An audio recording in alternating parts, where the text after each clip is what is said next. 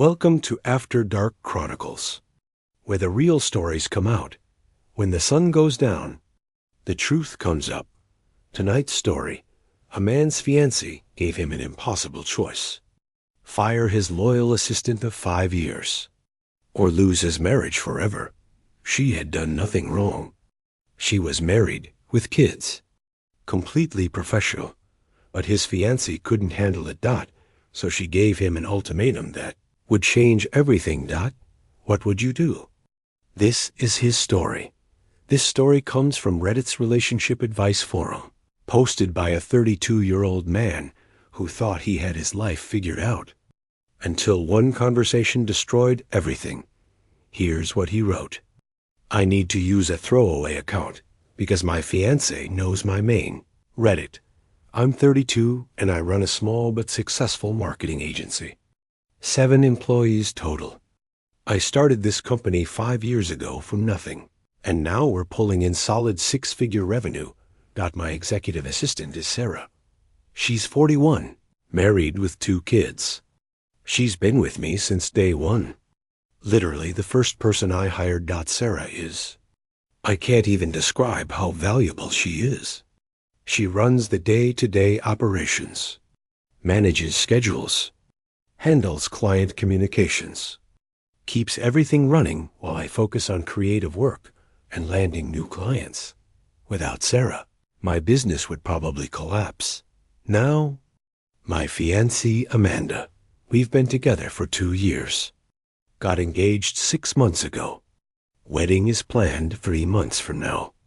Everything seemed perfect until last week. Amanda has always been uncomfortable with Sarah. She's made comments here and there, little digs about how much time Sarah and I spend together, about how Sarah texts me in the evenings about work stuff. I always brushed it off, reassured her was purely professional. Witched eyes. Sarah's husband has joined us for company dinners multiple times. There's never been anything inappropriate, but last week we were going over final wedding details when Amanda just dropped it. I need you to fire Sarah before the wedding. I literally laughed. I thought she was joking. She wasn't joking. When I realized she was serious, I said, "What? Why?" She said, and I quote, "I'm not comfortable being married to someone who works that closely with another woman. It's either her or me. You need to choose." I was stunned. I said, "Amanda, that's insane. Sarah has done absolutely nothing wrong. She's crucial to my business. I can't just fire someone because my fiancé is insecure." Wrong thing to say. Amanda started crying. She said if I truly loved her, I would prioritize her feelings over some employee. She said any man who respected his future wife would understand. I tried to explain. Sarah has been loyal. Firing her would be wrong. It could open me up to a wrongful termination lawsuit. It could destroy my business reputation. Amanda didn't care. She gave me an ultimatum. Fire Sarah within 2 weeks, or the wedding is off. Then she packed a bag and went to stay at her mom's house. Won't answer my calls. My friends are split. Some say Amanda has a right to feel secure, that I should just find a male assistant. Others say she's being controlling, that this is a massive red flag. Amanda's family is blowing up my phone. Her mother called me selfish. Her sister said I'm choosing another woman over my fiancé. Her father showed up at my office trying to convince me to do the right thing. Even my own mother seems disappointed. She said I'm throwing away a good woman over pride. I feel like I'm going insane. Reddit? What do I do? Am I the asshole here? The response was massive and immediate. Within hours, his post had over 18,000 upvotes and thousands of comments. The top comment, with 23,000 upvotes, said, "Do not fire Sarah. If Amanda is this controlling and jealous now, before you're even married, imagine what it will be like after. This is a massive red flag. She's testing to see if she can control you. Don't give her that power." Another highly voted comment said, As a woman, I'm telling you, your fiancé is being completely unreasonable. Sarah is married with kids and has been professional for 5 years. This isn't about Sarah. This is about control. Amanda wants to see if you'll bend to her will, even when it means hurting an innocent person. Someone else added, call off the wedding. Anyone who would demand you fire an innocent person to prove your love is not someone you want to marry. This won't stop with Sarah. Next, it'll be no female clients. No business trips with women. She isolates you from half the professional world. Another comment said, I'm a business owner. Do not fire Sarah. If word gets out that you fired a loyal employee because your fiancé was jealous, your professional reputation is destroyed forever. No talented person will want to work for you. Multiple employment lawyers commented, attorney here. Do not fire Sarah. You'd be opening yourself up to a massive wrongful termination lawsuit based on gender discrimination. Your fiancé is asking you to commit an illegal act. Think about marrying someone who asks you to break the law. Someone wrote, I've been married 15 years. If your partner gives you an ultimatum this unreasonable, they don't love you. They love controlling you. Real love doesn't come with manipulative tests. Your fiancé doesn't trust you and never will. Another popular comment, let me tell you what happens if you fire Sarah. Amanda will be satisfied for 2 weeks. Then she worry about your new assistant. Then female clients. Then that woman at the coffee shop who smiled at you. I guarantee if you fire Sarah, she'll find another woman to be jealous of within 6 months. Then another. This pattern doesn't end. It only escalates. One more highly voted response. This is textbook controlling behavior. She's testing how much power she has over you. If you cave on this, she'll know she can make you do anything. Next, she'll demand you cut off male friends who have girlfriends. Then family members she doesn't like. This is how isolation starts. Someone else shared their experience. I married someone like this.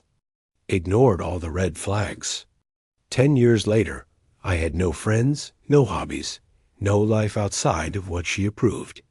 I finally divorced her, and it was like escaping prison. Don't make my mistake. A woman commented, female perspective here. I would never ask my husband to fire someone unless they'd actually done something wrong. The fact that Sarah has been nothing but professional for 5 years, and Amanda still can't handle it? That's a her problem, not a Sarah problem. Another said, the fact that her entire family is harassing you about this tells you everything. They've enabled her controlling behavior her whole life. This is who she is. It won't change after marriage. It'll get worse. One commenter wrote, you're not choosing Sarah over Amanda. You're choosing integrity over manipulation. You're choosing to not hurt an innocent person over appeasing an unreasonable demand. That's called having principles. Someone added, ask yourself, if the roles were reversed and you demanded she fire her male assistant who'd done nothing wrong, what would everyone say? They'd call you controlling, insecure, and abusive. Why is it different when she does it? Another comment, the relief you'll feel when you don't marry her will be worth whatever short-term pain you experience. Trust me on this. The overwhelming consensus from thousands of people was crystal clear. This was about control, not security. And he needed to make a choice. 3 days later, he returned with an update thousands had been waiting for. Update. I made my decision. Thank you to everyone who responded. I've read every single comment. Some were harsh, but I needed that reality check. Yesterday, I called Amanda. Told her we needed to meet face to face. She agreed immediately.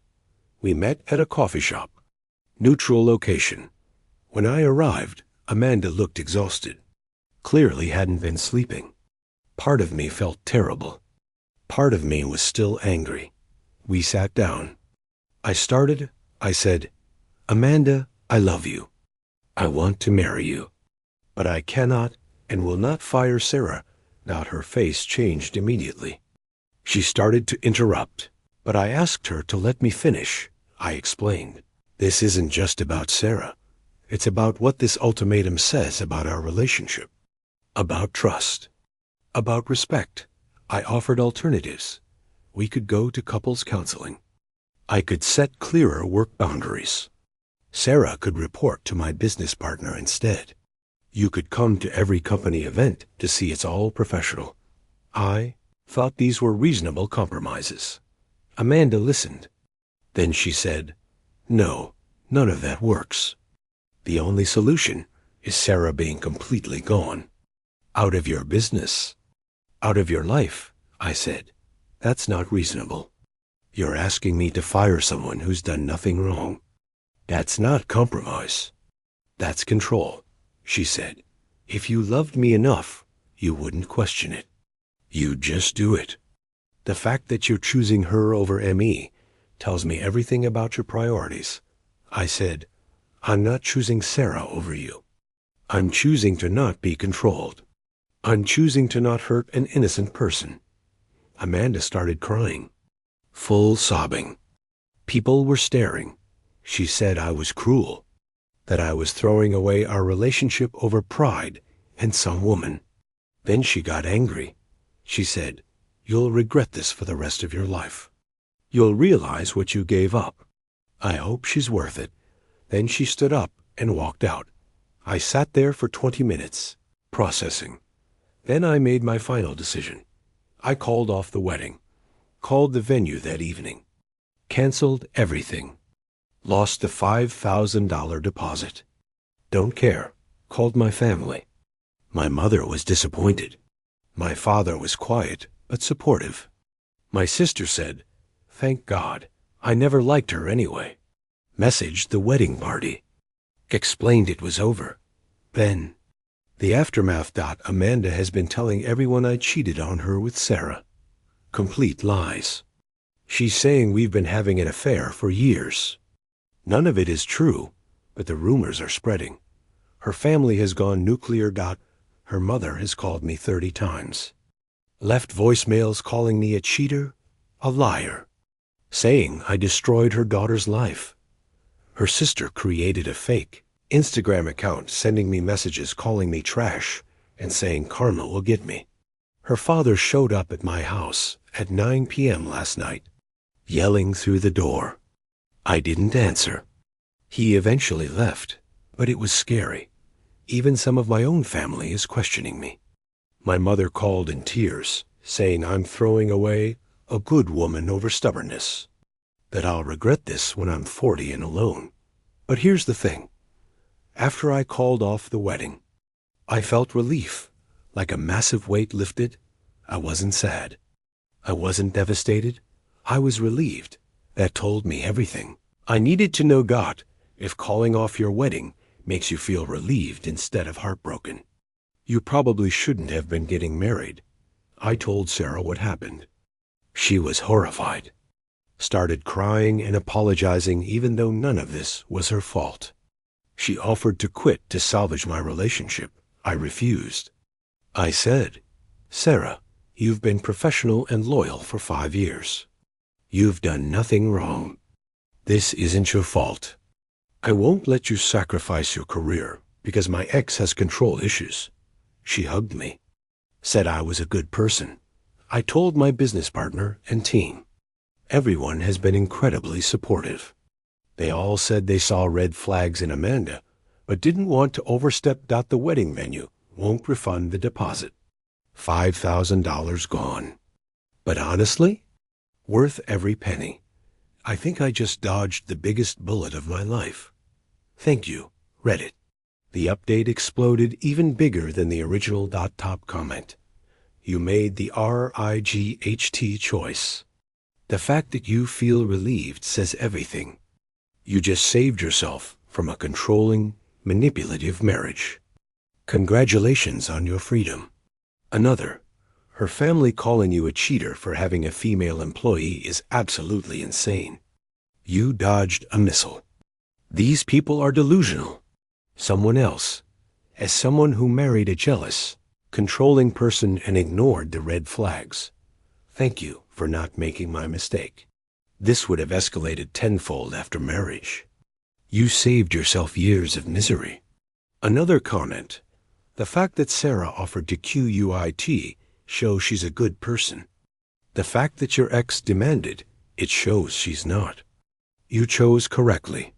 Someone wrote, your ex is telling everyone you cheated because she needs to be the victim.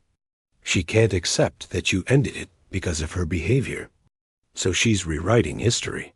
Classic manipulation. Another. The relief you felt is your subconscious screaming at you that you made the right call. Trust that feeling. One person said, $5,000 is cheap to learn someone's true character before marriage. Imagine if you'd found this out after kids and shared assets. Someone added, her family's reaction tells you everything. They've enabled her controlling behavior her whole life. You would have been dealing with them forever. Another comment.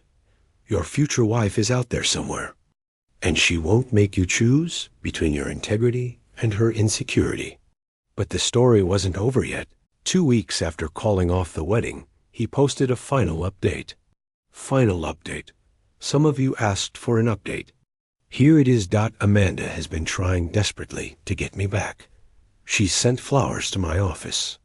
3 different bouquets, each with cards saying she overreacted and we can work through this.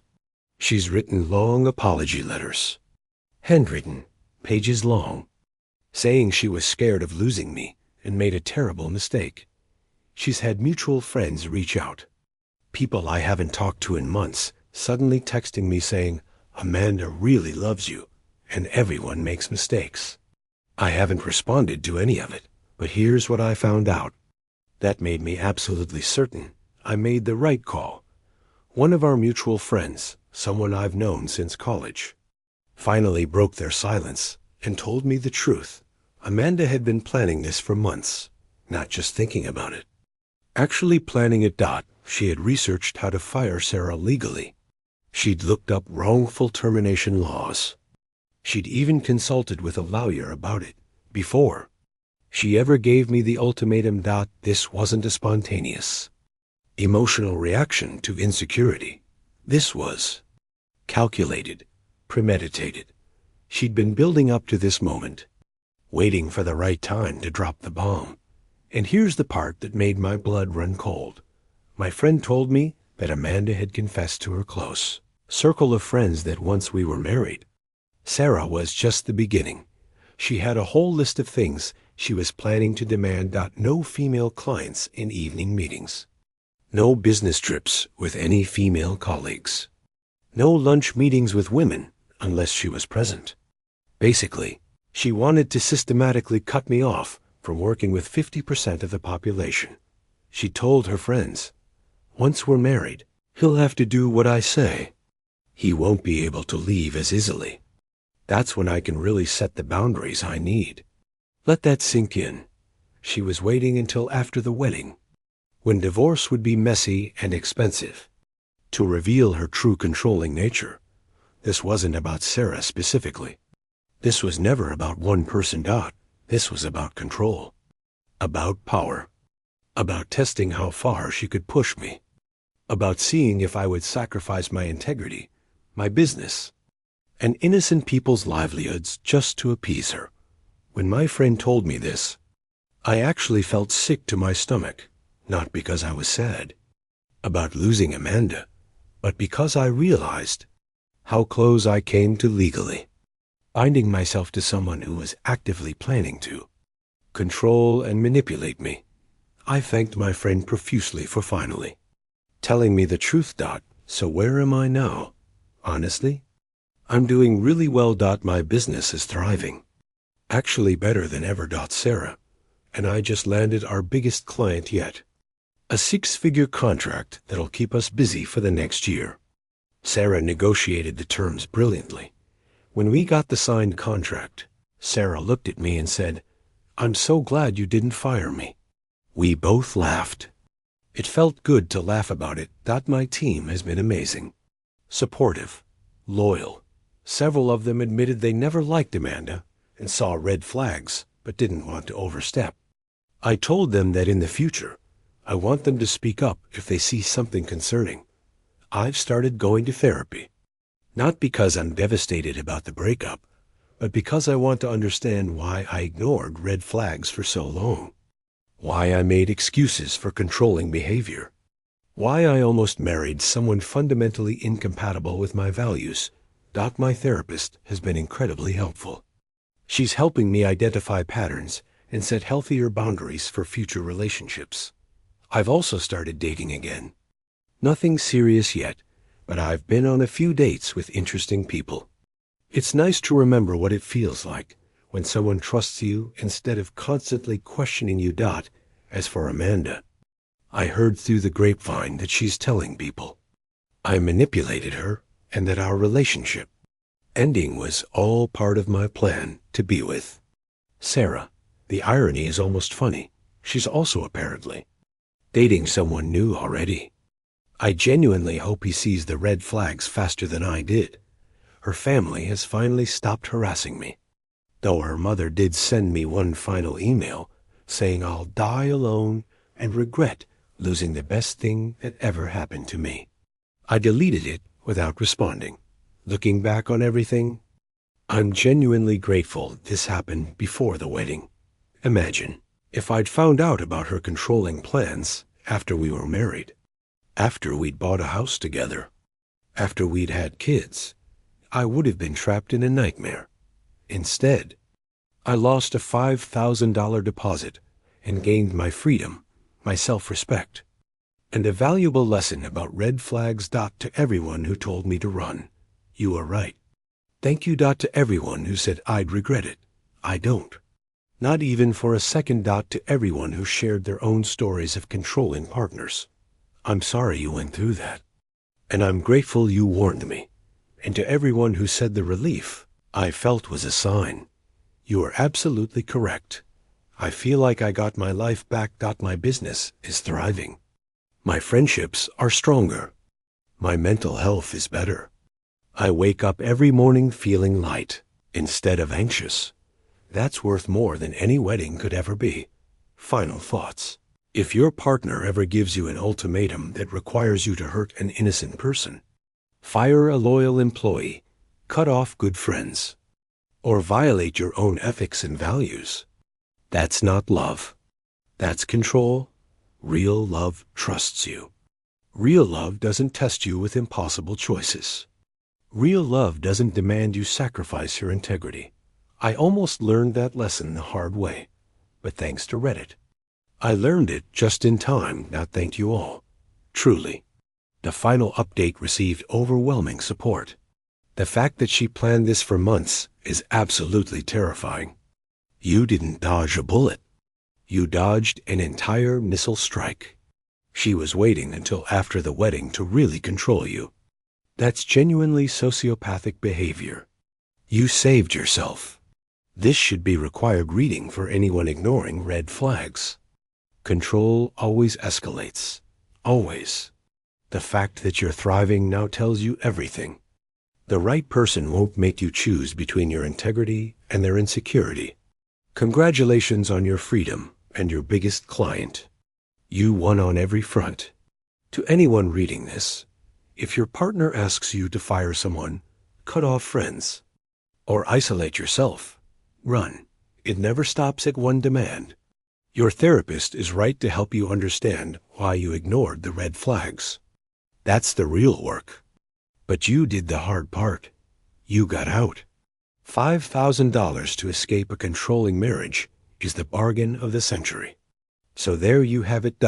He chose his principles, his business, his integrity, over someone who was planning to control every aspect of his life. And he discovered that sometimes the trash takes itself out. What do you think? Did he make the right choice? Or should he have tried harder to save the relationship? Would you have fired a loyal employee to save your marriage? Or would you have walked away like he did? Drop your thoughts in the comments below. I read every single one, and I love hearing your perspectives on these stories. This has been After Dark Chronicles, where the real stories come out. If you enjoyed this story and want more drama, betrayal, and jaw-dropping decisions, the next chronicle drops Tuesday at 5 p.m. It's about a wife who earns $180,000 a year, while her husband makes $60,000. But he wants her to quit her job and become a stay-at-home wife. His reasoning? You absolutely won't believe it. Hit that subscribe button so you don't miss it. Trust me, that story is wild. And if you're binge-watching these chronicles right now, welcome. Pour yourself a drink, get comfortable, and let's dive into the next one together. Because when the sun goes down, the truth always comes up. Until next time, stay curious, stay skeptical, and remember, if someone asks you to choose between your integrity and their insecurity, choose integrity every single time. This has been After Dark Chronicles. I'll see you in the next one.